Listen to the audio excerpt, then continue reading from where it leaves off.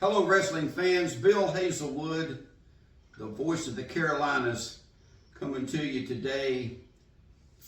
I don't always do this and do it very rarely because, wrestling is what it is. But I want to talk about a match that's coming up. But not just a match, a cage match. But not just a cage match, a match between two guys that I have known their entire careers, and I have watched them evolve over the last 20 years to what I like to refer to two grown-ass men. And unless you've been living under a rock, the man right here to my side here, the loaded gun, Ken Magnum. Ken, I remember when you first started, you were excited, amped up, all that good stuff. But like I was explaining to a guy the other day, I think a lot of young wrestlers get into the business too soon and get out too soon.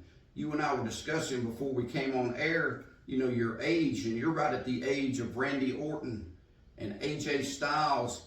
And I think mentally, as well as physically, there's no doubt you are in the best shape of your life, and definitely the best shape of your career. But mentally, I think you have come to a place in your career that has put you head and shoulders above most competitors. Well, Bill, I appreciate the compliments. I'm just going to be real about where I am in my career. Am I closer to the end than the beginning? Absolutely. But the fact remains, the end is not in sight yet. I have a plan. And this cage match against Randy Wayne, May 3rd, Sylva, North Carolina. This, Bill, you know as well as I do, this has been a burdensome concept for me for quite a long time. Oh, absolutely. You and Randy have a 20-year plus professional relationship. Sometimes good, sometimes bad. I think the word, sadly, in the wrestling business, friends is way overused. You've had a business relationship with him for those 20 years, but that brings me to my next point. The outlaw Randy Wayne is basically at the same level in his career. I remember when he started as well. Stepped out of the Marines, got into the wrestling business, was all excited. But, you and he are about the same age, and the mentality part of it is, again, to that next level. And I want to get real close to this camera and explain to you something, fans. You hear this a lot.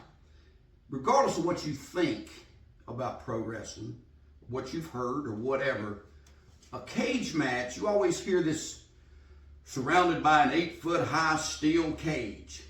Basically, this cage is going to be surrounded by an 8-foot chain link fence. That's what the cage is actually made of. The same material that they make a chain link fence out of. So if you don't think it could be dangerous, if you don't think that somebody can get seriously hurt, I highly encourage you to take off your shirt. Go to your backyard.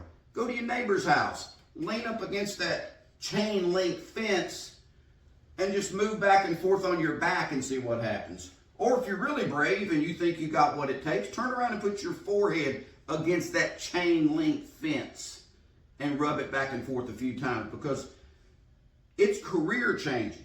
Sometimes it's life changing.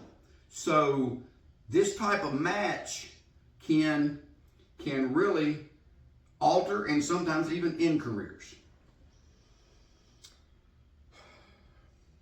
Bill, this is no ordinary cage match. As you said, cage matches in today's business are practically generic. They're no longer the exception to the rule. They are the rule.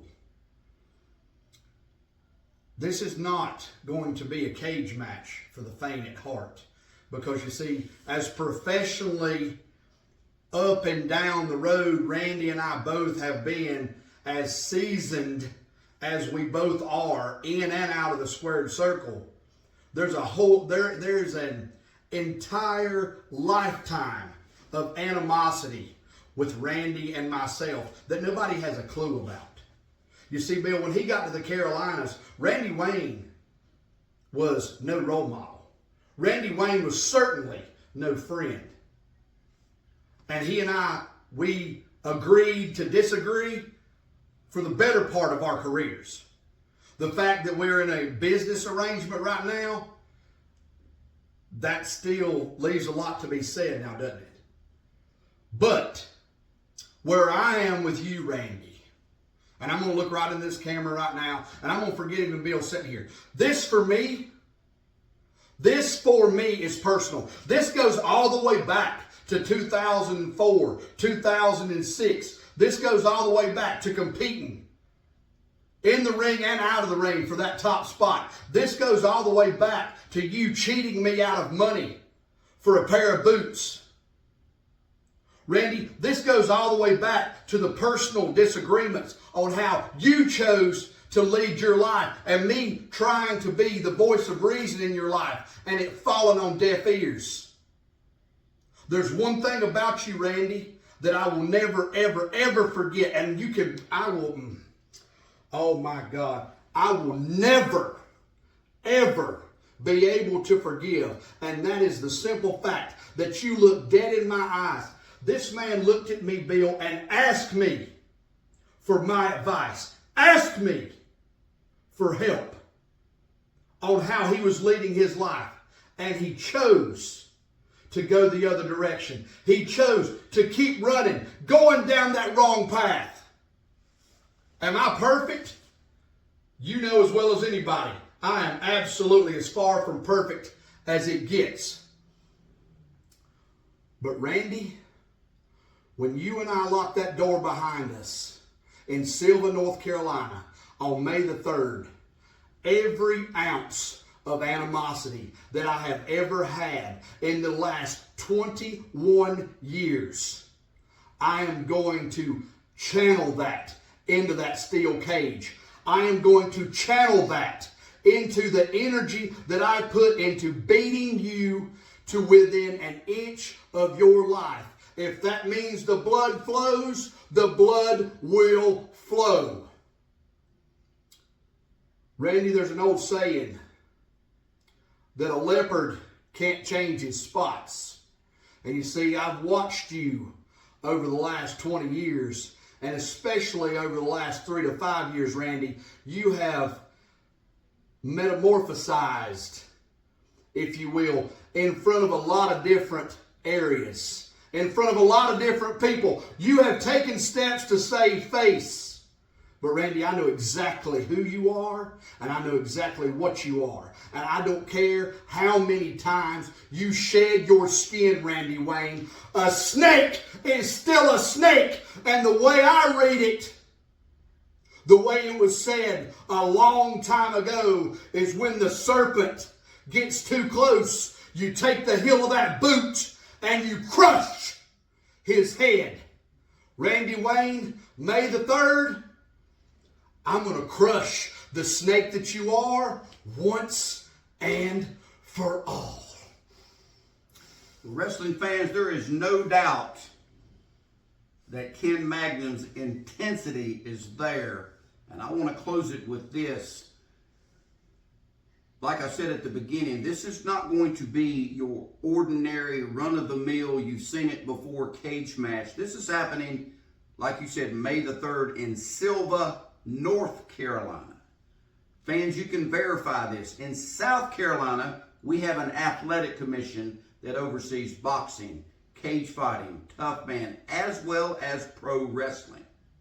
And they have a rule, along with a lot of others that we have to follow, that if someone starts to bleed, whether their head is ran into a corner pole, they get hit with a chair, they get run into a steel cage, the match must either end by pinfall or submission or a double disqualification if the time runs out within 2 minutes.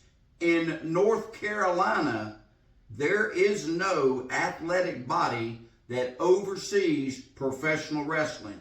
So Ken, I'm going to remind you, and I'm certainly going to remind Randy when I talk to him, if blood does happen on your side, his side, whatever, because again, it's a chain link 8-foot high fence, the match will continue. So the level of violence, the level of life changingness, the level of someone's well-being being on the line